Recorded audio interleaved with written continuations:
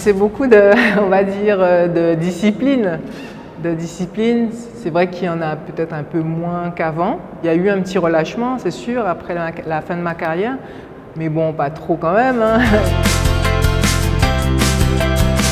Je ne peux pas dire aux gens, mais faites de l'activité physique 3 fois par semaine ou 5 fois, enfin 30 minutes d'activité physique modérée et ne rien faire. Je ne peux pas avoir ce discours-là si moi-même je ne pratique pas et je ne suis pas dans la condition des gens justement que je veux motiver, quoi.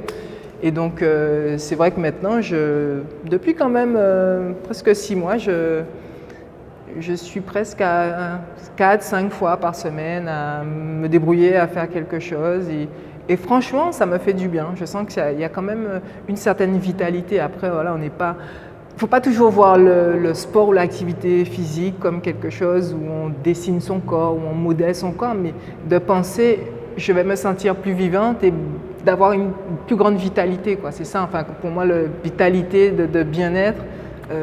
Pour pouvoir tout simplement se sentir bien, quoi. Pas spécialement de mantra, même si j'ai fait de la méditation transcendantale avant même d'être athlète de haut niveau. Mais moi, j'ai toujours tout fait, moi, par le travail, quoi. Le travail, pour moi, c'est avant de se poser des questions, par exemple, sur mes adversaires, de ce qu'elles font. Je me suis toujours dit que moi, il faut que je mette tout en place pour donner le meilleur de moi-même. Et ce n'est qu'à partir de ça que je pourrai me battre contre les autres. Mais jamais dire je vais faire comme l'autre ou je vais faire telle ou telle chose. C'est d'abord une propre compétition avec moi-même, une exigence assez importante. Et puis c'est sûr que je me suis découverte aussi perfectionniste. Donc après, c'est vrai qu'on se met, je me mettais beaucoup de pression à moi toute seule parce que j'étais très exigeante. Donc ça m'a toujours poussée à beaucoup travailler pour être la meilleure, en tout cas essayer d'être la meilleure. C'est déjà de ne pas être trop dur avec soi-même. Si en amont, on a fait tout ce qu'on devait faire. Je veux dire, moi j'ai eu des échecs dans ma carrière, j'ai eu des échecs, des blessures, des moments très difficiles. Bon ben voilà, on laisse couler et puis après on se remotive au fur et à mesure en se disant, en essayant déjà de comprendre l'échec, de tirer ce qu'il y a de positif dans cet échec, de voir ce qui n'a pas fonctionné et de mettre des choses en place. On ne peut pas rester dans un schéma de toute façon où on répète les mêmes choses. Il faut qu'il y ait une remise en question. Et ce n'est que ça qui peut nous permettre aussi de nous relever, parce que quand on se remet en question, on a des objectifs, on a de nouvelles perspectives.